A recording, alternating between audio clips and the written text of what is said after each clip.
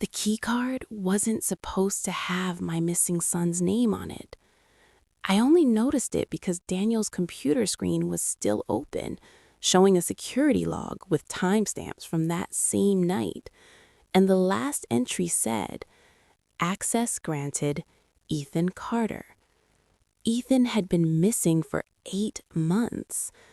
Police searched forests, rivers, even drained a quarry outside the city. Nothing. Yet somehow his name was sitting engraved on a silver office keycard on my husband's desk, like it had always belonged there.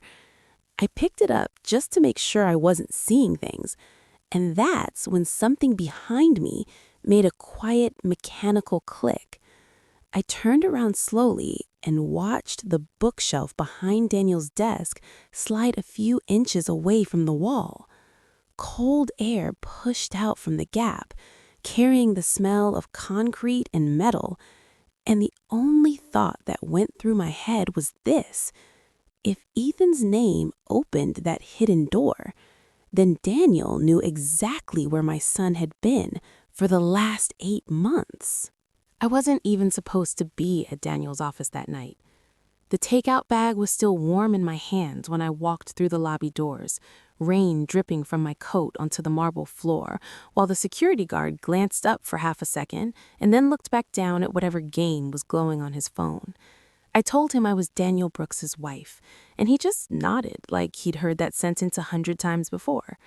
The elevator ride to the 22nd floor felt longer than usual, maybe because the building was almost empty and every mechanical sound echoed inside the metal walls. When the doors opened, the hallway lights were dim, only a few offices still glowing behind glass walls. Daniel's door was the only one fully lit at the end of the corridor. I remember thinking he must still be there finishing paperwork because his car was in the garage when I arrived. I pushed the door open with my shoulder while balancing the takeout bag, and the smell of garlic and tomato sauce filled the room. His chair was pushed back from the desk, his laptop open, a pale blue screen reflecting off the glass wall behind it. "Daniel?" I said quietly, expecting to hear him answer from the bathroom or the copy room. Nothing. The office felt too quiet, like the air conditioner had been turned off hours ago. I set the takeout bag on the corner of the desk, and that's when I noticed the key card lying next to his keyboard. It was just sitting there like any other office badge, except the plastic had 2 words engraved into it: Ethan Carter. I picked it up because my brain needed a second to understand what I was looking at. The letters were clean and official, the kind you get when a company prints permanent ID badges. My son's name. Ethan had been missing for 8 months. His hiking backpack was found near a trail outside the city, and the police spent weeks searching the forest. Helicopters, dogs, volunteers. Daniel stood next to me through all of it, answering questions, talking to detectives, even helping print missing posters from this same office printer. Yet here was my son's name printed on a security badge sitting on Daniel's desk, like it had been issued by this building. I turned the keycard over slowly and noticed a small black stripe and a printed serial number beneath it. My fingers felt cold holding it.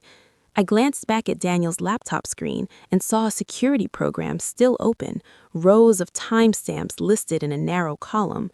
One line near the bottom read, "Access granted, Ethan Carter." The timestamp was from earlier that night.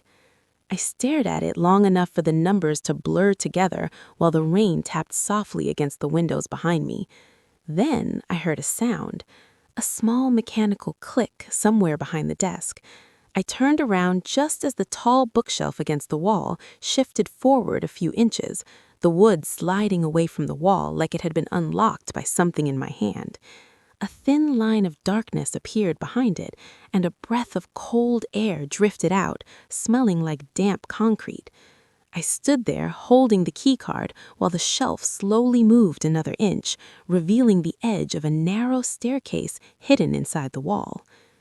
If you want to see what happened next, stay with me.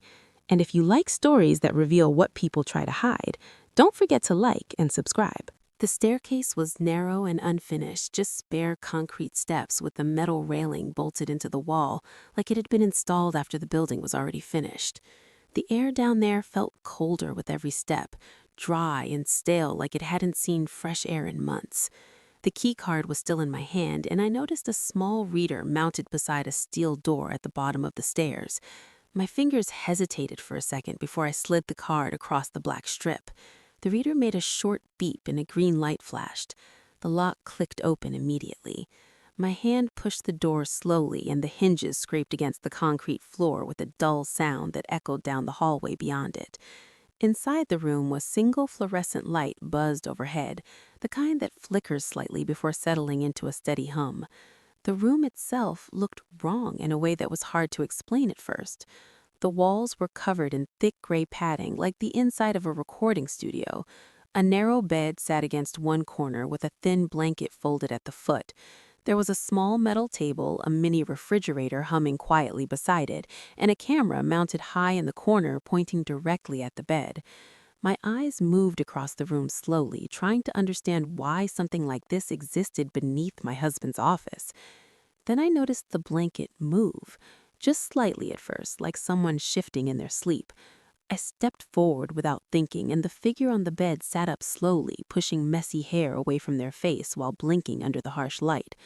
The moment I saw his eyes, my legs stopped working the way they were supposed to. Bright green. The same green eyes I had watched for 16 years across breakfast tables and school concerts and car rides. Ethan, he stared at me like his brain needed a few seconds to catch up with what his eyes were seeing. For a moment, neither of us spoke.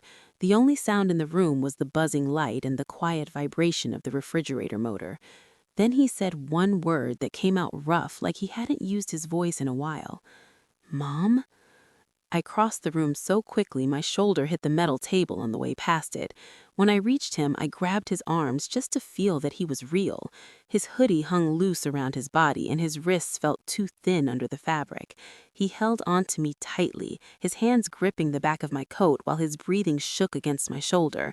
My face pressed against his hair while my hands kept checking his arms and shoulders, like my brain needed proof over and over again that he was actually there. After a minute, he pulled back and wiped his face with the sleeve of his hoodie. "How did you find me?" he asked quietly. I held up the key card because it was the only answer that made sense. "Your name was on Daniel's desk."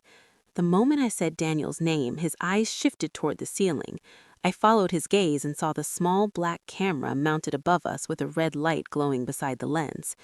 Ethan leaned closer to me and lowered his voice until it barely carried across the space between us. "Mom," he said slowly, "Daniel is the one who brought me here." If you want to see what happened next, stay with me. And if you like stories that reveal what people try to hide, don't forget to like and subscribe. For a few seconds after Ethan said Daniel's name, my brain kept replaying it, like it had been spoken in the wrong language. Daniel had spent 8 months standing next to me while police officers asked questions and volunteers spread maps across folding tables. He was the one who called the search teams the first week. He was the one who printed the missing posters from the office printer upstairs. Yet the camera above us was still blinking quietly, and my son was sitting on a narrow bed inside a room hidden under Daniel's office. Ethan squeezed my sleeve and whispered that Daniel usually came down every 3 or 4 days with food and water, sometimes longer if he said the building had too many people around. I looked up at the camera again and noticed a small black cable running from it into the wall. "Does he watch it live?" I asked quietly. Ethan shook his head. "No, he records it. He downloads it when he comes." I reached into my coat pocket and pulled out my phone, the screen lighting up the room for a second before I opened the camera app. My hands felt stiff, but they still moved the way they needed to.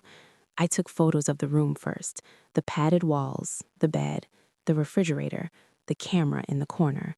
Then I took photos of Ethan sitting there in the same hoodie he disappeared in 8 months earlier. The date and time stamped themselves automatically in the corner of every picture. After that, I opened the email app and sent the photos to myself, and then to the detectives whose card had been sitting on our kitchen counter since the search started. Ethan watched the screen while I typed and didn't say anything. When the email sent, I turned the phone toward him and showed him the message confirmation just so he could see it leave. Then I stood up and helped him off the bed. His legs shook when he tried to stand, and he had to lean against my shoulder while we walked back to the stairwell. Each step up the concrete stairs was slow and uneven, but the hallway upstairs was still quiet when we reached the office again. Daniel's laptop had gone dark, and the takeout bag was still sitting exactly where I left it. I used my phone again there too, taking pictures of the key card on the desk and the security log still open on the computer screen, showing access granted, Ethan Carter. When the elevator doors opened in the lobby, the security guard finally looked up properly this time. His eyes moved from me to Ethan and stayed there for a few seconds longer than before. I walked straight past him and stepped outside into the rain while dialing the detective's number from the call log. Ethan stood beside me under the streetlight while the phone rang. 10 minutes later, two police cars turned into the parking lot with their lights cutting across the wet pavement. I watched them drive past us and into the garage entrance that led to the elevators. Ethan followed the lights with his eyes, but didn't say anything. I realized then that Daniel was probably still somewhere in the city, finishing whatever meeting or dinner he thought he had time for, completely unaware that the access logs, the photos, and the room under his office were already waiting for the police to walk in and see them. If you want to see what happened next, stay with me. And if you like stories that reveal what people try to hide, don't forget to like and subscribe.